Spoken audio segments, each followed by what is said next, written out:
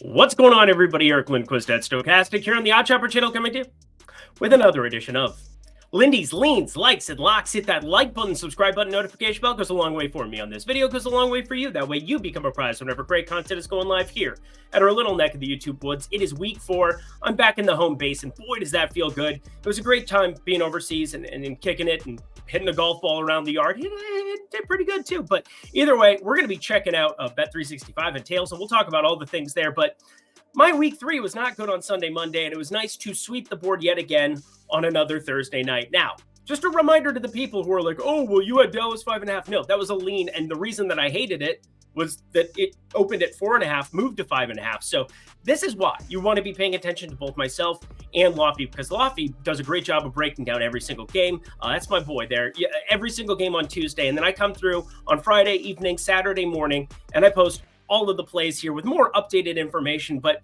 we're going to get line changes throughout the week, and we're going to be able to fluctuate. And I think the combination of Lofty helping you get some of that closing line value, and then myself, well, still looking for closing line value. We're still 48 hours out from that first kickoff. I guess it's close to like 36 hours as I record this Friday evening. But the point remains, you want to use these complimentary, but remember, leans, they're things that I have not bet yet. They can get added to the premium Discord. They can be things that I'm interested in, but it generally will take a line move, either, or just a change in terms of the juice, the vigorish that you're paying to be able to get that into the like or lock column. Likes, those are generally around half unit. Locks, those are my favorite plays on the board. They were horrific in week 3 for that Sunday and Monday slate, but we bounced back in a big way. I'm now smashing Thursday nights. Thursday, if every day was Thursday, I would have a great NFL season. As such, we got a little bit of recovery here to do, but I've got one lock on the card for it. It's kind of surprising if you ask me, but have a lot of likes. There's going to be a ton of props, tons of injury news to break down, and stuff that popped up on Friday talking about you, Chris Olave. What in the world do we do about some of these spots? I'll tell you what I'm doing. Let's break it all down now. Producer Jacob, we're back home. Let's get to the picks. Let's break things down starting now. The Denver Broncos, the New York Jets. Jets getting up to that hook again, sitting around 7, got up to the 7.5 number here. I got to tell you, it is very fascinating when you start talking about the difference between that 7 and 7.5 number.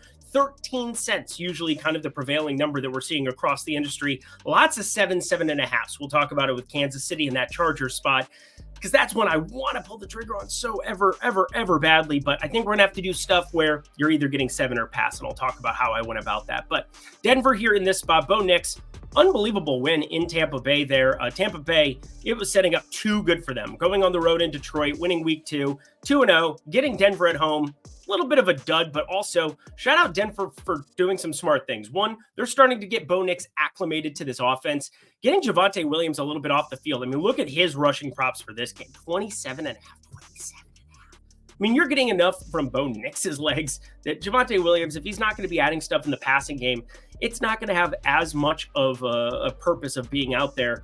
I'm very curious to see how Sean Payton handles this offense going forward, because this is obviously a disasterly type spot, taking on a New York Jets defense that we obviously all grade with pretty high regard. That's why you're seeing a 39.5 total. But I think we want to be focusing on the Jets offense, because they're doing some really interesting things. And Braylon Allen, that was a guy that we ended up locking. And once again, Thursday nights have been incredible. 3 straight 2-0 days, and 3-0 on the Braylon Allen one, but ended up having 5-0 if you did back those leans. But overall, I just kind of stayed at the likes and locks on those Showtime slates. And then if I add something, I usually post it on X or in the tails. Obviously, I always post it in the tails if it is the case there. But I'm looking at Breece Hall, over 66.5 rushing yards. It's kind of the inverse. Now we're starting to see people not really pay attention to the fact that, one, it was on a short week last week. You had 3 days, Monday, Tuesday, Wednesday, Thursday night football pops up. That's why I was on that Allen over as the lock. But the other part of this is Breece Hall, he is going to be more of a bell cow back in these type of spots. And Allen, he's shown some burst, probably earned himself a couple of carries, but against Denver in this defense, I think we see him get the lion's share of the work. And as such, there's no way 66.5 should be the prevailing number. Too good of a spot. The usage is way too high up there, and 126 rushing yards per game so far, 22nd in the NFL. That is what the Broncos are allowing. Give me Hall. Again, we're looking for like just a little more than half of that. I think he's got it for us. My Minnesota Vikings, kind of the story of the NFL this season. Them, Pittsburgh 3-0, both pretty surprising. I do have Pittsburgh under win totals. Those are probably toast. Atlanta's looking a little bit better, but That's the game up next, and I'm very, very uncomfortable. Almost locked that, but the ins and outs of that one's going to be very, very difficult to really figure out exactly who is going to be on the field for the Saints. But we're talking the divisional rival, NFC North, Minnesota Vikings.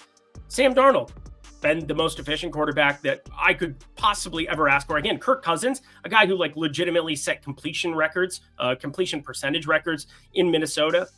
Kind of weird to not lose a step now, but that's kind of been the case here with Sam Darnold at the helm. It's Aaron Jones' revenge spot. That's going to be one to be paying attention to. And I do know my friend Eitan Shander, which again, you can check out at Tails. He got me on 58.5, 59.5 rushing yards, but it's not projecting out as the best for me right now, just because I do think as dogs here, we could see Aaron Jones involved a little bit more in the passing game. We could see Ty Chandler trying to eat some of that early down work, try to give Aaron Jones a break here and there. But there's no doubt Aaron Jones wants to be on the field against his former team, that it wouldn't have been that much more money for them to go out and just re-sign him as opposed to bringing in Josh Jacobs. Josh Jacobs is a different style back, obviously. Aaron Jones, more of a Swiss Army knife, can do everything you ask. Passing game, running game, great at blocker. Aaron Jones is the complete deal, but the injury history, I think Green Bay wasn't willing to necessarily pay the money that Minnesota was, and obviously getting him on turf, that helps. But we're in Lambeau Field for this one, friends, and as such, I get the Green Bay. LaFleur has been an incredible coach this entire season. What he's done with Malik Willis is interesting, but we still have the questionable Jordan Love entering this one. I think if you made me pick, I would probably say he plays in this, probably 60-40, but I don't necessarily think it's one that I'm going out of the way to run to the window and bet on the Minnesota side. It is probably going to be money line or pass for me. I have been staring at this one. It is plus 126 at FanDuel, but I think this is going to probably be a publicly backed dog to some extent. I get a little bit nervous about that because it is a Green Bay team that generally takes the public money. And now we're starting to see a 3-0 Minnesota team start to ratchet it back. It makes me a little bit uncomfortable. I'll just kind of wait closer to kickoff and assess all of the known pieces, specifically if Jordan Love is in or out, because, well, I don't think I would want to have this in play whatsoever if Minnesota was there with Jordan Love on the other side. But Malik Willis, despite what we saw against Tennessee, Minnesota's secondary has been surprisingly good. Obviously, our safety position, Harrison Smith, continues to get it done. And Van Ginkel, my God, just incredible stuff from Minnesota. I didn't expect this, but obviously not going to be backing this with my money yet. I'll back it with my heart for now. Another Bet365 number, the Breece Hall number. That's where I ended up firing this one while I was overseas. And now I ended up firing this up just now. It's an uncomfortable play. And I did stare this down for quite some time because New Orleans, Chris Olave popped up surprisingly on the injury report. And offensive coordinator Kubiak, he got all of the love here early on. The son, the protege. Well, it didn't look as good against the Philadelphia Eagles, who you can get after on the ground a little bit. But you have Alvin Kamara, who's going to enter this one questionable. He has been a dynamic back for years and years and years in this league. 26 carries against Philly, getting a huge workload, just sending Jamal Williams to the shadow realm. And obviously, as Kendre Miller is out there on the IR, he's still on the IR, working his way back. We'll see when he gets activated. I think that'll definitely trim some of the top off of Kamara's fantasy upside. But from a betting perspective here, this is just an Atlanta side that I think is undervalued at 2.5. This is a key number inside of 3.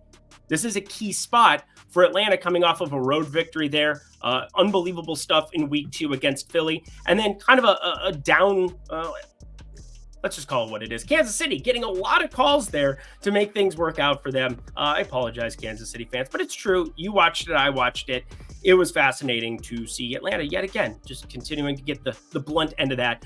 Pittsburgh, I mean, they got after it defensively there. They're going to be missing. Well, Pittsburgh's going to continue to have a ton of pieces. It's the Chargers I'm more worried about. But I look at Kirk Cousins.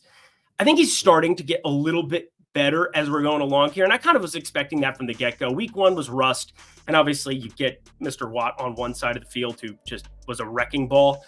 Yeah, you're not going to look very good in the pocket knowing that he's there. But against Philly and Kansas City, much more serviceable stuff. The 69% completion percentage in both of those. That's the kind of offense that Kirk Cousins is trying to run. They need to get Kyle Pitts a little bit more involved. 36.5 receiving props.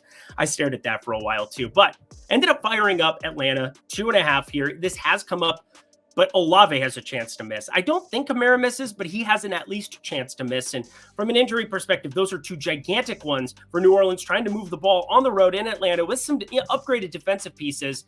Hasn't been their defense that I've been questioning here at times, which is a little surprising because with Robinson and London and Pitts, we were all looking at that offensive side of the ball as the catalyst, but they've done a pretty decent job here, again, on the road in Philly. And then week 3 against Kansas City, holding them to 22. That's what I'll call it. Let's try to hold 2.5 here. Let's win and keep serve here. Atlanta winning. Saquon Barkley. Oh, yeah, Philadelphia. I've been bringing them up a lot, kind of talking about other teams, but now they're going to take on the Buccaneers, and what a gigantic spot for them. Philadelphia, a gritty, defensive-centric win, and then Saquon Barkley taking 2 to the house. How good has he been? I mean, if we do a redraft right now of everybody in fantasy, it's like Saquon Barkley, CeeDee Lamb. It's incredible for your year-long having Saquon Barkley right now at the helm, getting targeted a little bit in the passing game still, but just big playability. Everything he's doing is so unbelievably impressive. And now he gets to go up against a Tampa Bay team that's giving up nearly 140, yes, 140 yards per game on the ground through the first 3. Tampa Bay has still been successful, and obviously that offensive line in Detroit, well, they are very, very good. So Tampa Bay, in terms of strength of schedule, they took on Washington, which in rear view looks like a really good defensive spot there against Washington, but Jaden Daniels was able to run a little bit of muck on them. And then Denver, just finding ways to be somewhat successful there on the ground in week 3. That was the whole reason Tampa Bay's offense just had an off week. 136 yards on the ground, though, yet again.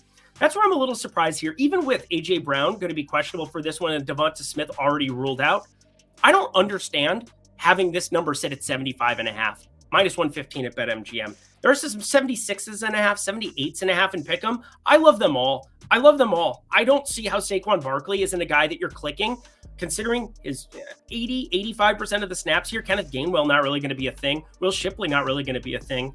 Saquon Barkley was acquired to run the rock. Him and Jalen Hurts, both interesting overs here, considering they are going to have to play it a little bit differently. Devonta Smith out of the slot, that was something that was working really, really nicely for them. Not going to look as good with Dotson showing up there. Probably going to have to play some slot. A.J. Brown on the outside if he's active. But Saquon Barkley on the ground against Tampa, that is highlighted centered fold. I might be looking at a ladder too. Definitely going to be looking at Bet365 for all of y'all who have access to it if it is in the United States. Obviously, it was a big part of my play overseas there, being able to utilize it in the UK. But Bet5, get 200, one of the most just dynamic sports books that you can possibly find. And here's why. Because they have about a 3-5 cent difference between the props you're playing there and some of the conventional books, DraftKings, FanDuel. That is a gigantic change to your ROI over a long-term sample size. In fact, most of the bets that I played before coming back home, they were Breece Hall, minus 110, Bet365. The lock that will be coming up in 2 games, we have Cincinnati, Carolina. Yeah, Jackson, Houstonville.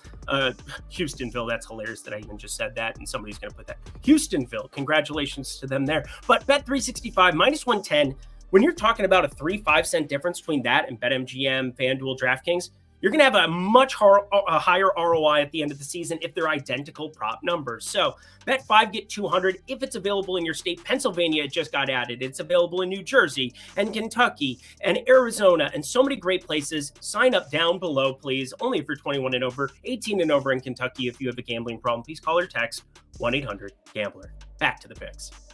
I'm just going to throw my hands up. They're playing my song. Andy Dalton just blew Vegas away. Unbelievable stuff from both of these teams. The 0-3 Cincinnati Bengals taking on the Carolina Panthers, who Andy Dalton, you've heard this a million times this week. Only quarterback, 300-plus yards and 3 touchdowns so far this season in the game. But shout out Carolina for that. I get a little bit worried, though. Adam Thielen, he's going to be out here for a little bit of a while. And Deontay Johnson, massive target share, massive red zone share. I looked at some of his props, but starting to get a little bit inflated. I'm still staring at that anytime touchdown spot, mainly because Cincinnati couldn't do it against Washington. And I will say, we'll get to the Washington-Arizona spot. We'll break that one down a little bit in depth because there's some reception props that I like from that one. But overall, I do think Washington had more to do with Cincinnati's lack of defensive pedigree out there at the cornerback position. Maybe some guys shouldn't be talking too much shit coming into those Sundays, but I'm staying humble over here. And again, Cincinnati should try to stay humble. 0-3, Carolina here at home, 4.5 that they're hanging. I think this is pretty darn efficient overall. I'd actually be looking at the total of 47 because Cincinnati defensively bringing absolutely nothing to the table. And then defensively for Carolina, they did enough against Vegas, but I repeat, that was against Vegas. They gave up 594,364 points to New Orleans in week 1. It was close to that, I think. Overall, this is probably just going to be a stay-away game. Two teams that the truth about where they're at is somewhere in the middle. I think Cincinnati, Joe Burrow cooked. There was no doubt about that against Washington and Carolina. Andy Dalton's still not the answer. Without Thielen out there, you're going to have to see more Mingo. You're going to have to see a number of Leggett is going to have to get involved a little bit. It's an interesting wide receiving core from Carolina because I do think they have a little bit more talent than they've had before, and Adam Thielen being out maybe isn't the biggest deal, but over 47, I'm just going to lean. Probably going to be a pass of a game, which is sad. Deontay Johnson touchdown, though. Pay attention to that one. We've reached the lock portion of the program, and no, it is not going to be a play on the game or the total or anything that has to do with that. We're looking at a very ancillary prop here. Jacksonville at Houston. This is just where it comes down to snap share, and you start seeing some of the trends as far as what teams are planning on doing. And Jacksonville just plans on being completely inept. 0-3 now, 1-2 against the spread so far this season at closing line spreads, that is. But I do think Jacksonville is not going to be as bad as what they showed on the road there in Buffalo. In fact, I think that that's going to be one that we look back on. And yeah, Trevor Lawrence has not been good there in the pocket, but I've got them 4th in terms of strength of schedule played. PFF has this at 5th in terms of strength of schedule played. You had to go on the road in a couple of difficult spots here for Jacksonville in the early going of the season. And I repeat, the truth, just like it is for a lot of these teams, is closer somewhere in the middle. They are not as bad as what they showed in that absolute egg. Now, is it fun to see Trevor Lawrence struggle against Cleveland at home? No, but I repeat, Cleveland has some unbelievable stuff, some unbelievable talent on the defensive end. We all know that. Myles Garrett, hi, how are you? And Miami, yeah, Miami on the road. That was an interesting one. Probably one Jacksonville should have won, but 12 for 21 passing Trevor Lawrence. They were up pretty much that entire game, so an interesting game script. As for Houston on the other side, tons of injury news there. Tank Dell's going to be out for this one. Nico Collins said he's going to be good for this one. We've seen those receiving numbers move from 70.5 to 80.5. If I had recorded this on Tuesday, I would have told you to blindly back some of those 70.5, 72.5s. Now, I didn't have enough exposure, and they did not have them posted at Bet365, which when I was in Scotland, that was my main way of getting exposure. But I do think Nico Collins, you would have had it voided if he hadn't played. Thought it was pretty soft to have some of those numbers at book. So hopefully you got some closing line value. Might be a nice middle opportunity if we see 80.5 move to like 82.5 or something like that closer to kickoff. But again, those are prospective plays. The thing that is an actual play for me that I bet it is minus 110 at Bet365. And I do like Dalton Schultz over 32.5 receiving yards as well. I put this as a package to this game because some people, they just want to parlay shit. And I totally get it. But I'm playing these bulls straight, but specifically Brenton Strange. Evan Ingram, not expected to suit up yet again. And I simmed this game multiple times. Again, simming over at Stochastic. I kind of have my own process about how I do it from a betting perspective. But then I looked at PFF's sims. I looked at a couple of other sites' sims. I looked at a number of different ways that they are simulating out this game. And you know who the leader in target share is in every single one of those scenarios for me? When I average everything together and put a bow on it, it's Brenton Strange. I have him for 5+ targets in this game. And as such, I have to take a shot on locking up 23.5 receiving yards. I've got him closer to 40. Yes, 40, 38.5 is where I am sitting here on Brenton Strange. He's going to be on the field a metric ton. He's proven that he's a decent enough pass catcher here. He's playing ahead of Luke Farrell in a lot of situations there. You did see Luke Farrell intertwine there. He's had, 4 targets cumulative himself. But as I play through this, Farrell, 28 of 60 offensive snaps. So not a lot of 12 that they're going to be running out there. And I think you're going to continue to see Brenton Strange be the offensively centric tight end here.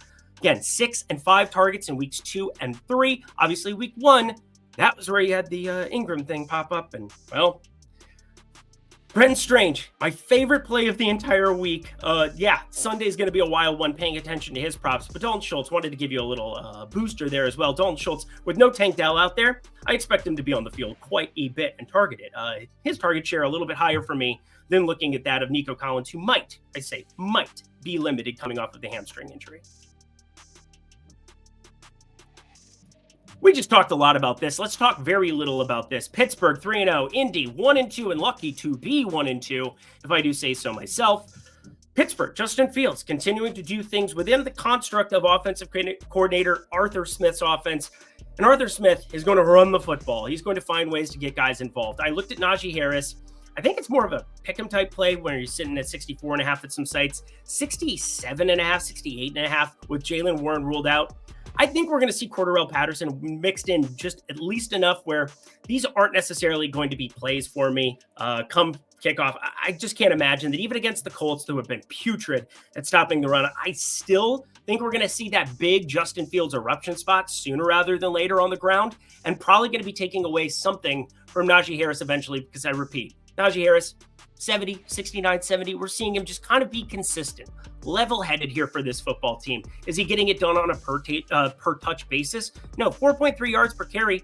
It's serviceable, though. We're okay with it. I mean, just eating up a lot of the carries here for this team. And Cordarrelle Patterson, he will get mixed in quite a bit. But I got to look at Indy here. Anthony Richardson stared at the interception props, but minus 140 now. Him and Trevor Lawrence, both guys that, based off of what we've seen the last couple of weeks, I mean, if Indy's in negative game scripts at all, it's going to be very, very difficult to trust Anthony Richardson to make good decisions. Some egregious picks, like Will Levis-style picks. And Anthony Richardson, obviously, a lot more wrapped up in his equity there. So I am paying very, very close attention here to Anthony Richardson as somebody that, well, you want to short at times, but I don't think this is even going to be the spot because you're going to get pressure on the outside from Watt. You're going to get a lot of these amazing defensive players from Pittsburgh. They've been the fundamental team to be back. I mean, I just don't like this game whatsoever is what I'm getting at. Pittsburgh money line if you made me do anything, but I'm going to pass all the way around. I think it's efficient.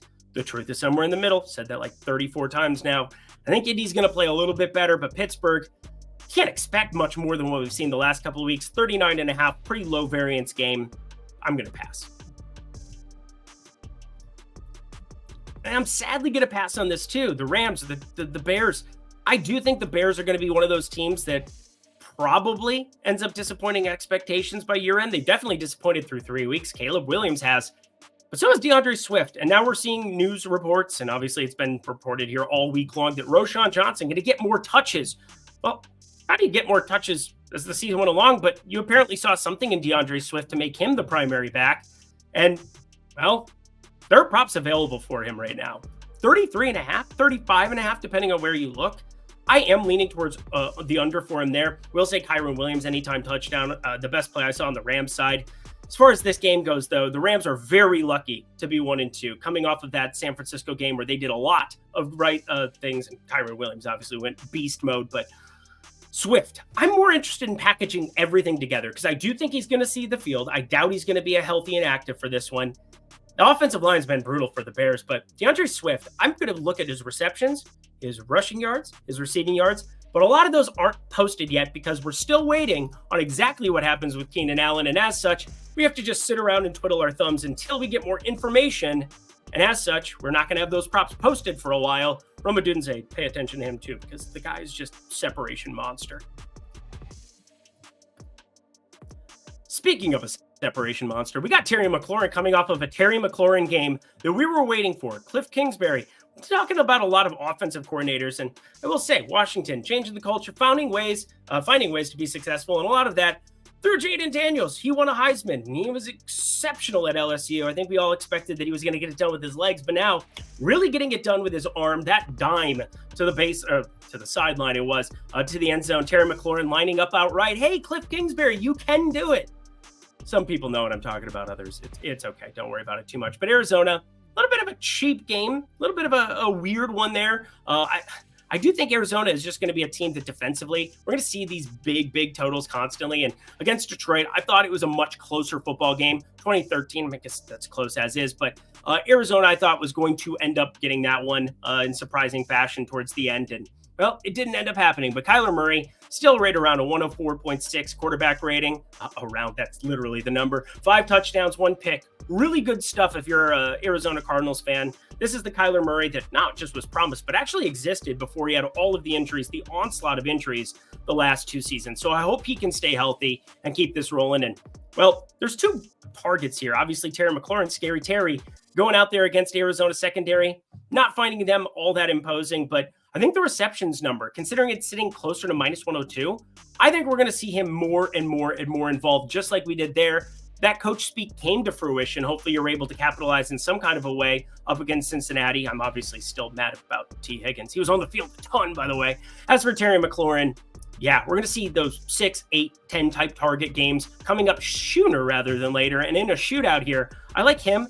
And I like Greg Dortch coming out of the slot here for Arizona. I think we're going to see a lot of slot receivers find success against this putrid Washington secondary. We saw what Tampa Bay did to them in week 1. In fact, I've got them ranked as the second worst defense, period, through the first couple of weeks. I think most people kind of do, but I don't know how to pronounce a lot of these guys' names. It's St. Just, who's absolutely terrible. And on the other side, Mike Sanstristel? I think that's close, but he played at Michigan once upon a time. I like over 3.5 receptions for Greg Dortch here. Minus 120, juiced up a little bit more, but I think both of them, combine them together if you really want to, but I'll play them separate. I think you should too. You should also sign up for promo code Lindy here, 50. Lindy, 50. What does it get you? Well, it gets you my daily picks and premium Discord access over at Tails by OddsShopper for just $10 for your first week, $25 for your first month. I would love to see you there. I'd love to be talking football there Sunday morning, breaking down everything for the people. I'm going to be posting plays throughout the weekend. I'm going to be jet lagged like crazy, but you know what? That is the thing. We are putting in that work, Devin. Don't give up. Another one. Daily picks, premium Discord, Lindy 50. Nothing else I really need to say. If you love my analysis, you're really going to love getting access to all of my picks exactly when I place them. Sign up down at the link below. Alrighty, y'all. Back to the picks.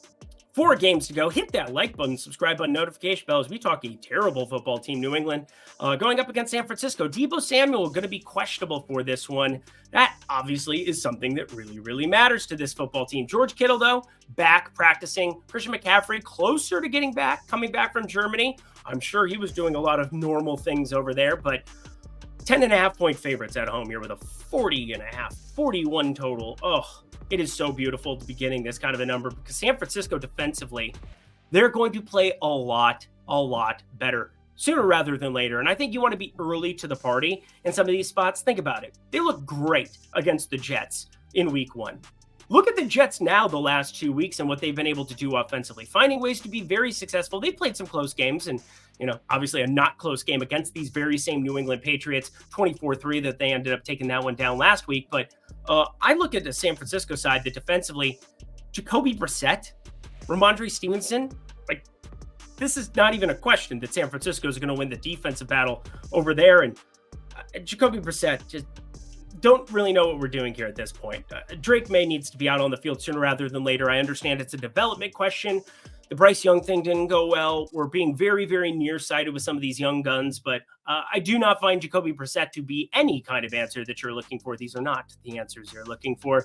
You're going to see more Jalen Polk getting intertwined into this offense. KJ Osborne, Demario Douglas. I can't believe that these are your 3 wide receiver sets, but here we are. Everything about it just has me jamming this under a 41. I will not lock it, friends. I will not lock it. But I really like this under here. San Francisco should be able to do what they do, run the rock, be able to get, hopefully, Deebo Samuel back into this one. But I think it's a pretty simple win. Without McCaffrey out there, though, 10.5. I mean, that hook is a big deal. And the under 41 probably going to be my only play from this one. More than likely, maybe a team total paying attention to San Francisco. But considering I'm on the under, probably won't do that either. This is the game I'm having the biggest amount of issues with. Cleveland and Vegas. Vegas is favored in some spots, and I don't really agree with it off of the news that we got today. Let's go through the laundry list of injuries. And speaking of laundry list of injuries, I mean, the Chargers might even be more decimated, but the Vegas Raiders, Devontae Adams, kind of important. He's ruled out for this game, so there's that. But on the defensive side, Max Crosby ruled out. Also offensively, they end up losing Michael Myers, so it's going to be a ton of Brock Bowers out there. And Jacoby Myers has already been steamed up across the injury, but Devontae Adams, maybe it's just that I was overseas not paying attention as much, but I didn't see that him sitting was going to be something that was going to potentially happen. He was limited at practice on Thursday, which I thought had him trending towards being in, but now he's out. I'm going to put on my conspiracy hat. Maybe looking for a suitor. Maybe you realize that with Gardner Minshew and eventually maybe Aiden O'Connell, that this Vegas Raiders team can't run the football with Zamir White right now, having Alexander Madison working a little bit more. Davante Adams might be on the trade block. Yeah, you heard me, might be on the trade block. So they're being a little bit more conservative with him here. I think that might be something that the GMs are doing, because I doubt Pierce is saying there that he wants that necessarily to be a thing. But saying business decisions need to be made, and people were making business decisions, so he's going to make business decisions. But I'm trying to make a business decision and figure out if I should be playing Cleveland, because I can't stomach clicking buttons on Deshaun Watson right now in his current iteration. I know we saw a little bit of improvement there in week 3, but how is Vegas going to slow down Cleveland? What am I missing? Is this just the biggest trap line of all trap lines? No Max Crosby getting out on the outside and going nuts. No Davante Adams, your number one offensive weapon by a country mile, although Brock Bowers looks like he's going to be the truth at tight end eventually, and probably going to have a pretty fantastic season himself here. But I'm thinking about Cleveland money line and just taking the money line here at even money and moving on with my life. I'm going to call it a lean like, because I really like this, but my model does not, and I'm not understanding it. I'm going to rerun some stuff, but I'm shocked this isn't on the card. I wouldn't be surprised, though, if this one shows up here by Sunday at kickoff. And we've reached the injury portion of the program, and this one feeling a little bit like I can stomach this at 7. Kansas City, 7-point favorites, 7.5 now the prevailing number at a lot of places inside of -105. But talked about it before, about 13-cent difference, 10, 13, 15-cent difference between the 7.5 and the 7. And I think getting 7 is very, very vitally important here in this spot. We do know the Chargers with J.K. Dobbins, with Gus Edwards at times too. Gus Bus just out there running right into the back of the offensive line. They're going to try to establish the run with Harbaugh. We saw that at Michigan. We're seeing this early on here in his tenure with the Chargers. Just kind of going to be the prevailing thing. And then he's going to find ways to make the quarterback successful. Did it with J.J. McCarthy at Michigan. Obviously, the pro game very, very different. But so far, so good here. It was a weird game last time out against Pittsburgh, 20-10 there. And Justin Herbert with the high ankle sprain played through it. Didn't look right in the pocket. Never a good thing when you have Watt on the other side. But now you're going to get Bosa. Bosa's going to be out for this game for them. I always get the two confused. I know Nick Bosa is the guy that is up north. So, yeah, there you go. So it's the other Bosa. No, that's Watt. The brothers. I'm getting them confused. But anyway, he's going to be out for this football game. And everybody else just injured like crazy. Slater, a left tackle that I value, he's going to be out for this one with a pec issue. I mean, it's an eternal, I posted it on X. It's the longest laundry list that I've seen in some time here for an injury report.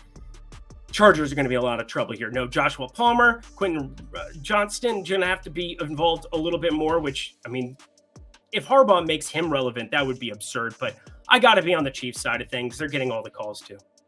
You might as well just bet the team that's getting all the calls. They played a couple of closer games than they should have. They came that far away from going to overtime because of Isaiah Likely's fat foot. He had a great game. I'm not going to besmirch it too much.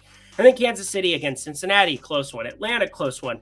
I think they're going to put the foot down eventually, sooner rather than later. Even with Kelsey in this current iteration, short A-Dot to Rashee Rice, move the sticks. Find ways to rotate 3 backs in. Yeah, Kareem Hunt probably going to be active for this game. I think Kansas City really shows out against the Chargers in a big, big way. The Chargers just so decimated. And the last game of the day, once again, I just ask you hit that like button so I can keep doing this. Buffalo at Baltimore. Derrick Henry is just running people over, isn't he? Seems pretty good to have Derrick Henry on your football team when you're run-centric. The other Harbaugh here on this side, and we're going to back this Harbaugh, the John Harbaugh version, not because Baltimore has been doing a ton of great things, but obviously 2 weird games against Kansas City Chiefs and the Vegas Raiders. That Raiders game they never should have dropped, but they did. They're putting up points. 28 there they put up against Dallas and found ways to get things done. I got to tell you, feels really good to have Derrick Henry there backing it. Anytime touchdown, I'm going to be backing him just nonstop here. 4 touchdowns now through 3 games, scored in every single one. 25 carries against Dallas. The Justice Hill thing was just a mirage, and that's going to happen in a lot of negative game scripts. And I hate to do this to Buffalo fans because, again, I love your 3-0 story. You've had the easiest starting schedule that I can ever remember. I mean, this has been egregious. Now, you could argue Miami, hey, Tua got hurt halfway through the game, and it was just over. And Tua wasn't even playing well. Tua is not very good. Let's just call it what it is. A spade is a spade. You got Arizona at home. Then you got Jacksonville at home. Baltimore's a completely different ball of wax, that's for sure. I do think that we're going to see some interesting stuff here happening with Buffalo and Baltimore. We're going to see an 46.5 total. I mean, this is not the defensive matchups of old when Buffalo 2-3 years ago was stopping everybody in Baltimore. Well, last year was stopping everybody. There are going to be points put up. Derrick Henry, anytime touchdown, but I like the Baltimore side of this one. Lamar Jackson, he's going to find a way to get it done. They really continue to need these kind of games. Going to 1-3 with their remaining schedule, not ideal. But Derrick Henry, the running game, gets it done against Buffalo. You just get ready. You just get ready. It's going to be fun. And that does it for a Week 4 Sunday edition of Lindy's Leans, Likes, and Locks. Head to the comment section below. Hit that like button for me. 35 minutes of breaking down some football. It's great to be back here at the home base, breaking things down for you. Check out Bet365 if you're 21 and over. If you have a gambling problem, please call 1-800-GAMBLER. We got tails as well. You can sign up using Lindy50 to get 50% off of my picks. Alrighty, y'all. I'll be back next week. I'll be back on Monday first, though, of course, and hopefully keep the primetime thing going to some extent. Last Monday, the Higgins thing, he was on the field nonstop, just giving the ball. Jamar Chase game, whatever. I'm Eric Lindquist. Best of luck. Week 4 Sunday in the NFL streets.